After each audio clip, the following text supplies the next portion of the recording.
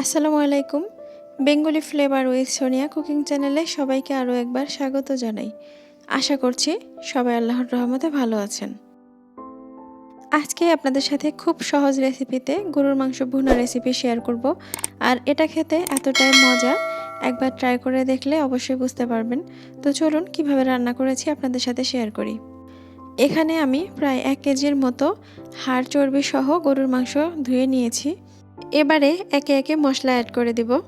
দিয়ে দিলাম 2 চামচ পরিমাণ রসুন বাটা, 1.5 চামচ আদা বাটা, দিয়ে দিলাম 1 চামচ পরিমাণ জিরা বাটা, পরিমাণ মতো লবণ, আর দিলাম 5টা রসুনের কোয়া, আর দিয়ে দিলাম 1 চামচ ধনিয়ার গুঁড়া, 1 চামচ গরম মশলার গুঁড়া, 2 চামচ পরিমাণ লাল মরিচের গুঁড়া, আর 1 চামচ হলুদের গুঁড়া, আর সবশেষে দিয়ে দিলাম পরিমাণ মতো সরিষার তেল।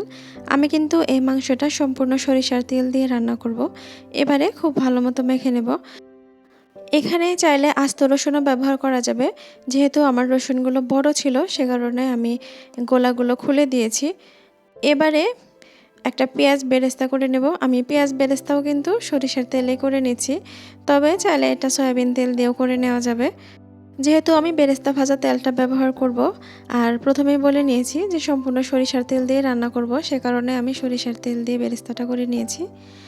আর ফোড়নে দিয়েছি একটা কালো এলাচ, 3টে সাদা এলাচ, আর 2 টুকরো পরিমাণ দারচিনি। আর পেঁয়াজের পরিমাণটা এখানে একটু বেশি দিতে হবে। আর পেঁয়াজটাকে কিন্তু একেবারে ভাজার দরকার নেই, মোটামুটি 1-1.5 মিনিট মতন ভেজে নিয়ে তার ভিতরে মাংস দিয়ে দিতে হবে। কেউ ইচ্ছে করলে পেঁয়াজের পরিমাণ আর একটু বাড়িয়েও দিতে পারে, কিন্তু এর চেয়ে আর কম না দেওয়াই ভালো। মাংসগুলোকে পেঁয়াজের সাথে ভালো মতো মেখে নিয়ে ওই বাটিটা ধুয়ে সামান্য একটু পানি মাংসতে অ্যাড করে ঢাকনা দিয়ে ঢেকে রেখে দিয়েছিলাম 5 মিনিটের জন্য। 5 মিনিট পর ঢাকনা খুলে একটু নেড়ে চেড়ে দিলাম। এভাবে ঢাকনা দিয়ে ঢেকে 5 মিনিট পর পর ঢাকনা খুলে নেড়ে চেড়ে বেশ কিছুক্ষণ কষিয়ে নিতে হবে। আর এই পর্যায়ে অ্যাড করে দিলাম কয়েকটা কাঁচামরিচ। আমার এই মরিচগুলো ফ্রিজে রাখা ছিল। মোটামুটি 15 থেকে 20 মিনিটের মতন কষিয়ে নিয়েছি। এবারে এর মধ্যে অ্যাড করে দিলাম পরিমাণ মতো গরম পানি। পানি দিয়ে আবারও ঢাকনা দিয়ে ঢেকে রেখে দিয়েছিলাম 10 মিনিটের জন্য। এবারে অ্যাড করে দিচ্ছি সামান্য পরিমাণ গরম মশলার গুঁড়া, দিয়ে হালকা একটু নেড়ে চেড়ে দিয়ে এর মধ্যে অ্যাড করে দিব সেই ভেজে রাখা বেরেস্তা। আর এগুলো দিয়ে 2 মিনিটের জন্য ঢেকে রেখে দেব। এই তো 2 মিনিট পর আমার রান্না কিন্তু শেষ হয়ে এসেছে। এখানে অল্প একটু ঝোল রয়েছে, এটা কিন্তু আস্তে আস্তে আরও কমে আসবে। তো এখন আমি নামিয়ে সার্ভ করে দেখিয়ে দিচ্ছি। নতুন যারা রাঁধুনি আছেন, গরুর মাংস এইভাবে রান্না করে দেখতে পারেন, নিরাশ হবেন না।